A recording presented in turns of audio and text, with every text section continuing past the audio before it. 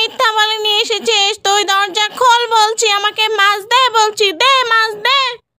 তোকে মাছ দেওয়া তো দূরের কথা, আমি মাছের একটা কাঁটাও তোকে দেব না। তবে রে বুড়ি, আমি তোকে ঘুমাতেই দেব না। আজকে সারা রাত তোর বাড়ির সামনে বসে থাকবো মাছ না দেওয়া পর্যন্ত।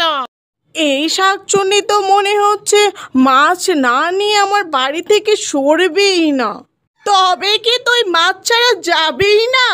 এক গ্রামে কুজু বুড়ি নামে এক বুড়ি থাকতো। সে ছিল ভীষণ মৎস্যপ্রীতি। তার মাছ ছাড়া এক বেলা ভাতও তার মুখে রুচতো না। একদিন দুপুরে বুড়ি খেতে বসে উঠে পড়ল।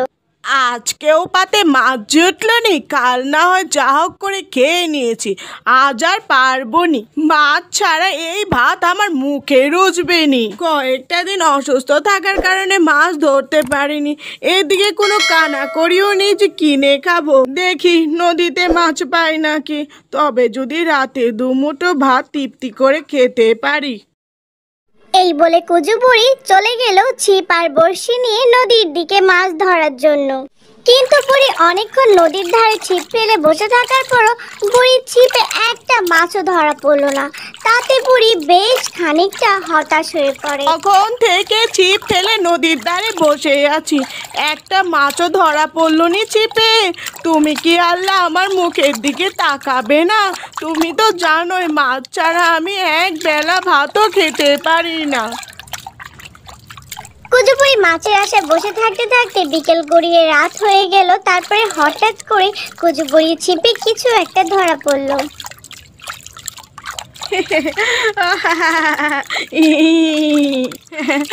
চোখ তুলে তাকিয়েছো আল্লাহ তুমি আমার দিকে, কত বড় মাছ!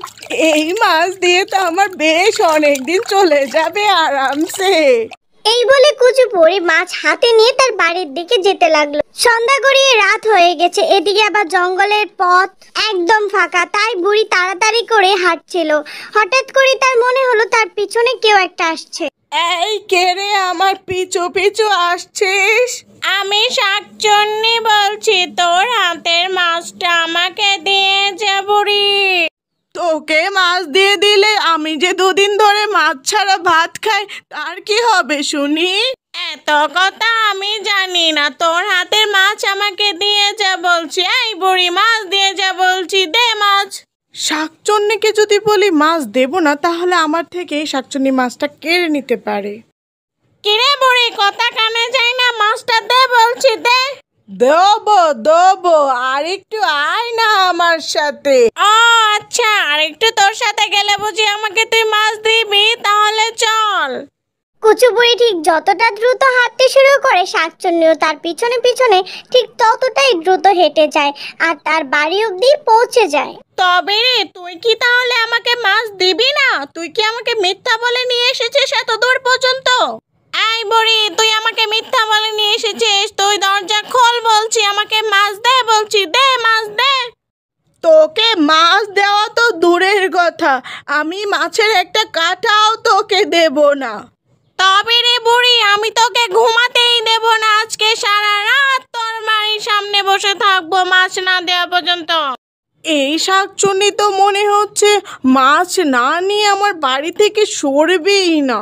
তবে কি তুই মাছ ছাড়া যাবেই না? তোকে মাছ দেওয়া তো দূরের কথা, আমি মাছের একটা কাঁটাও তোকে দেব না। তবে রে বুড়ি, আমি তোকে ঘুমাতেই দেব না। আজকে সারা রাত তোর বাড়ির সামনে বসে থাকবো মাছ না দেওয়া পর্যন্ত। এই শাকচুন্নি তো মনে হচ্ছে মাছ না নিয়ে আমার বাড়ি থেকে সরবেই না। তবে কি তুই মাছ ছাড়া যাবেই না? দাঁড়া, তোকে দেখাচ্ছি মজা, কত দানে কত চাল। আমাকে মাছ দিয়ে দে বলছি, তোকে আমি শান্তিতে ঘুমাতে দেব না। তুই আমাকে চিনিস না বুড়ি। আচ্ছা দিচ্ছি, দে দে, তাড়াতাড়ি দে। তবে আমি বেরোতে পারবো না। দরজার পাশে যে ছিদ্রটা দেখছিস, ওইটা দিয়ে হাত বাড়া, আমি তোকে মাছ দিচ্ছি। আচ্ছা আচ্ছা ঠিক আছে, দে